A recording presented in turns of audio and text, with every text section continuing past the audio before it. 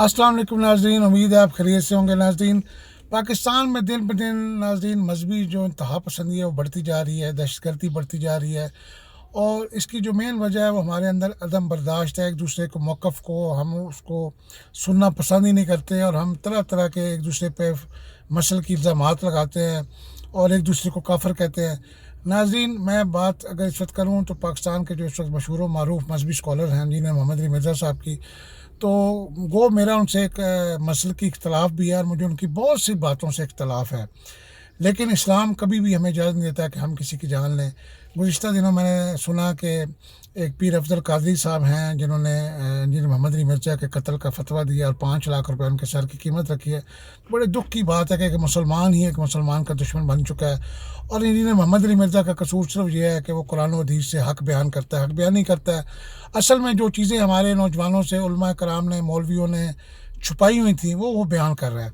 हालाँकि उसमें कोई झूठ नहीं है, मैंने वो चीज़ें खुद देखी हैं। कुरान के अंदर वो आयात जाके जो बयान करते हैं उनका तर्जुमा पढ़ा है, बिल्कुल वही है जो इंजीनियर मोहम्मद अली मिर्ज़ा कह रहा है।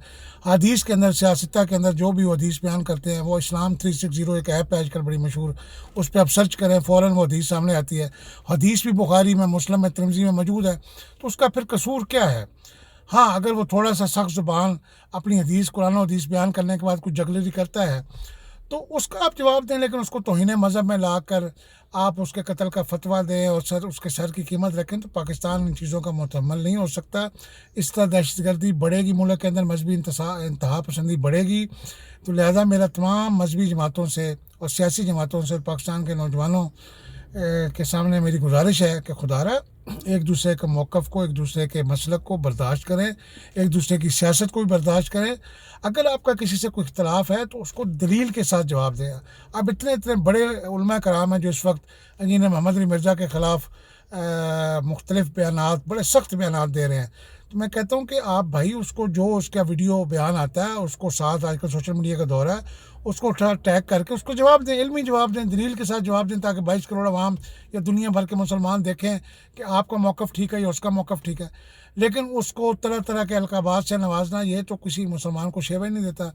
और दूसरी बात है कि अगर हम सारी कुरान हदीस के छोड़ के सिर्फ एक हदीस पे नबी पाक ने जो फरमाया उस पर अमल कर लें, तो हम सच्चे मुसलमान बन सकते हैं। और मुसलमान की डेफिनेशन है इस हदीस के अंदर, नबी पाक सल्लल्लाहु अलैहि वसल्लम ने फरमाया कि मुसलमान वो है जिसके हाथ और ज़ुबान से दूसरा मुसलमान महफूज रहे। तो आज हमें इस हदीस की रोशनी में देखना है कि कौन मुसलमान है जिसकी ज़ुबान और हाथ से दूसरे मुसलमान महफूज है, और कौन वो नाम नहाद मुसलमान है, ना जिनकी ज़ुबान से कोई मुसलमान महफूज है, ना जिनके हाथ से कोई मुसलमान महफूज है। वो जब चाहते हैं जिसके गिरबान पे हाथ डाल लें, वो जब चाहे जिसको गालियाँ दे दें। इतनी इतनी लंबी उनकी दाढ़ियाँ हैं और उनकी ज़ुबानें सुने तो ऐसे लगता है जैसे बनु उमैया का कोई जाहिल मौलवी बोल रहा है। तो नाज़रीन, हमें अपने रवैयों में लचक पैदा करनी होगी, चाहे वो सियासी रवैये हों, चाहे वो मजहबी रवैये हों, चाहे किसी भी इशू के ऊपर हो। हमें सोशल मीडिया के ऊपर हम इतने सख्त कमेंट्स देते हैं, तो हमें सोशल मीडिया पे अपनी जो उसको बर्दाश्त का मुज़ाहरा करना होगा। हमें बताना होगा कि हम एक ऐसे नबी की उम्मत हैं कि जिसने बड़ी सब्र और हिम्मत के साथ इस्लाम का पैगाम हम तक पहुँचाया, और कुफ़ार ने, मुशरिकीन ने उनके ख़िलाफ़ तरह तरह की उनको अज़ियतें दी, उनको पत्थर मारे, उन पर कूड़ा करकट फेंका, लेकिन फिर भी हमारे नबी ने उनको दुआएं दी, उनको बदुआ तक न दी। तो हमें भी मुखालफिन का जो मौक़िफ़ है, हमें हमारे अंदर उसको सुनने की, समझने की सलाहियत होनी चाहिए, उसके जवाब देने की सलाहियत होनी चाहिए। और आप देखेंगे कि मैं बहुत सी वीडियोज़ इंशाअल्लाह अनकरीब मैं मिर्ज़ा इंजीनियर मोहम्मद अली मिर्ज़ा साहब की जो वीडियोज़ उनको रद्द करूँगा, कुरान और हदीस की रोशनी में रद्द करूँगा, क्योंकि कुरान और हदीस बहुत वसी है नाज़रीन। 6666 आयात हैं कुरान करीम की, और तकरीबन 1 लाख से ज़ायद हदीस मुबारक है। तो अगर वो कोई हदीस बयान करता है, आप उसका दूसरी हदीस से जवाब दें, रद्द करें उसको। लेकिन ये कहाँ का इंसाफ़ है कि तमाम उलमा अब इकट्ठे हो रहे हैं उस बेचारे के ख़िलाफ़। उसका कसूर सिर्फ ये है, हक़ बयानी करता है। वो जो आज तक 1400 साल से चीज़ें हमसे छुपाई गई, मुसलमानों ने मसाजिद से, मामबरगाहों से वो बयान नहीं की, वो आज बयान कर रहा है, और वो सही हैं, वो सही हदीस हैं। कुरान की आयत के ऊपर किसी को शक हो सकता है नाज़रीन? किसी मुसलमान को? कुरान ला रैब किताब है, تو اس پہ شک کرنا بھی جو ہے وہ انسان دائرہ اسلام سے خارج ہو جاتا ہے. لہٰذا جن محمد علی مرزا صاحب کے ساتھ آپ علمی جنگ کریں، نہ کہ آپ ان کی جان کے دشمن بن جائیں اور کسی بھی وہ خود کش حملہ آور کو بھیج کے ان کو جانی نقصان پہنچائیں. میرے خیال ہماری ایجنسیز کو بھی، حکومت کو بھی اس چیز کو دیکھنا ہوگا. جو لوگ ایسے عمل کر رہے ہیں جیسے پیر افضل قادری جیسے، میں ان کو بڑا اچھا عالم دین سمجھتا تھا، لیکن وہ انتہائی جاہل انسان ہے کہ جنہوں نے 5 لاکھ روپے اس کے سر کی قیمت رکھی ہے. اس کا جرم کچھ بھی نہیں ہے، اس نے کوئی توہین نہیں کی. ان کے جو ویڈیو بیانات ہیں وہ ان کو توڑ موڑ کے خاص ایک اس میں جو چیز ہے وہ بیان کی جاتی ہے، جبکہ اگر اس کو پوری ویڈیو کو آپ سنیں گے تو آپ کو سارا اس کا کانٹیکسٹ سمجھ آ جائے گا کہ وہ کس کانٹیکسٹ میں بات کر رہے ہیں.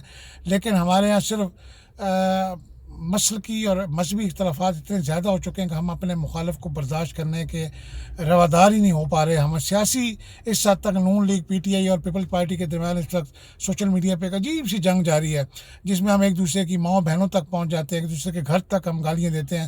تو ناظرین، ہمیں اس رویے کو ترک کرنا ہوگا. ہمیں ایک اچھا مسلمان بننا ہے، اور اسلام میں کوئی جبر نہیں ہے، دین میں کوئی جبر نہیں ہے. یہ بندے اور خدا کا معاملہ ہے. اگر جن نے محمد علی مرزا صاحب کوئی ایسے غلط بیانی کریں گے تو اللہ کی بارگاہ میں انہوں نے پیش ہونا ہے. اللہ تعالیٰ دیکھ لے. ہم نے کوئی دین کے ٹھیکیدار ہے کہ ہم نے ہر بندے کا سر قلم کرنا ہے؟ اگر اس طرح ہوتا تو صحابہ اپنے دور میں تمام جو مشرکین تھے، کفار تھے، ان کو قتل کر دیتے، لیکن ایسا نہیں کیا. نبی پاک نے تو عیسائی جب آئے مباہلے کے لیے تو ان کو اپنی مسجد میں ٹھہرایا اور ان کے ساتھ مباہلہ کیا، دلیل کے ساتھ کیا، اور ان کو قرآن کی روشنی میں ثابت کیا کہ حضرت عیسیٰ جو ہیں وہ اللہ کے بیٹے نہیں ہیں. تو وہ ایک مباہلہ ہوا جس میں آخر میں نبی پاک نے صرف ایک دعا کی کہ جو جھوٹا ہو اس پہ اللہ کی لعنت ہو جائے. تو اس میں میرے خیال ہمیں بھی اپنے اس طرح کے مناظرے یا مباہلے کرنے چاہیے جس میں ایک دوسرے کو علمی دلیل کے ساتھ ہم قائل کریں اپنے موقع پہ، اور دوسرے کے موقف کو برداشت کریں. کیونکہ مسلمان وہ ہے جو اپنے لیے جو چیز پسند کرے وہی اپنے دوسرے مسلمان کے لیے پسند کرے.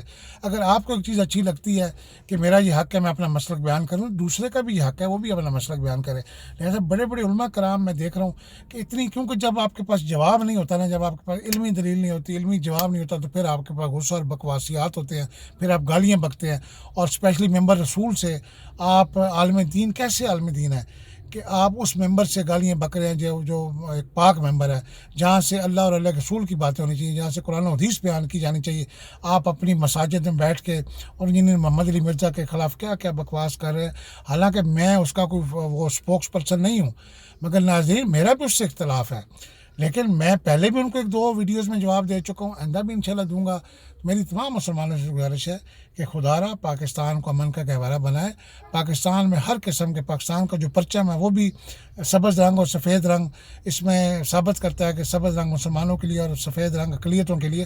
ہمارے ہاں تو اقلیتوں کے لیے بھی احترام ہے، اسلام کے اندر احترام ہے. تو ہم کیسے مسلمان ہیں کہ ہم مسلمان کا دشمن بن کے ہم قتل کے فتوے دے رہے ہیں؟ تو پیر افضل قادری صاحب کو اپنے گریبان میں جھانکنا چاہیے. اگر میں ان کی توہین ثابت میں کر سکتا ہوں، انہوں نے جو اپنے بیانات میں جو انہوں نے توہین رسالت کی ہے، شاید پاکستان میں کسی نے کی نہیں ہے. پیر افضل قادری نے جو توہین رسالت کی ہے اپنے بیانات میں، تو لہٰذا ہمیں ایک دوسرے کو برداشت کرنا ہے. جو کچھ کرے گا، غلط کرے گا، وہ قیامت کے دن روز محشر اس کو دیکھ لے گا. ہمیں فی الحال اپنے پاکستان کو جو اس وقت زوال پذیر ہے، معاشی بدحالی کا شکار ہے، مہنگائی بے قابو ہو چکی ہے، بے روزگاری بے قابو ہو چکی ہے، ہمیں ایسے میں سوشل میڈیا کو ایک ہتھیار کے طور پہ استعمال کر کے پوری قوم کو ایک پیج پہ آنا پڑے گا. چاہے سنی ہو، شیعہ ہو، دیوبندی ہو، وہابی ہو، اہل حدیث ہو، کوئی بھی ہو، عیسائی ہوں، کرسچین ہوں، اپنا وہ ہندو ہوں، جو بھی دیگر قادیانی ہوں، ایون جو بھی پاکستان ہے، پاکستان کا آئین کہتا ہے کہ یہاں پاکستان میں آپ کو اپنی مذہبی عقائد کی آزادی ہے، مکمل آزادی ہے. اور ایک اسلامی معاشرہ ہوتا ہی وہ ہے جو اپنی تمام اقلیتوں کو ان کی مذہبی عبادت گاہوں کا ان کی حفاظت کرے، ان کو عزت دے. تو ہر بندے کا یہ رب کے ساتھ، دین کا معاملہ جو ہر بندے کا اپنے رب کے ساتھ ہے، اور دین میں کوئی جبر نہیں ہے. میں تو امید کرتا ہوں ناظرین آپ کو میری یہ ویڈیو پسند آئی ہوگی، تو اس کو زیادہ سے زیادہ شیئر کریں تاکہ پاکستان میں انتہا پسندی اور مذہبی انتہا پسندی پہ قابو پایا جا سکے. اپنے میزبان شاہد ملک وسنال کو اجازت دیں. اللہ حافظ.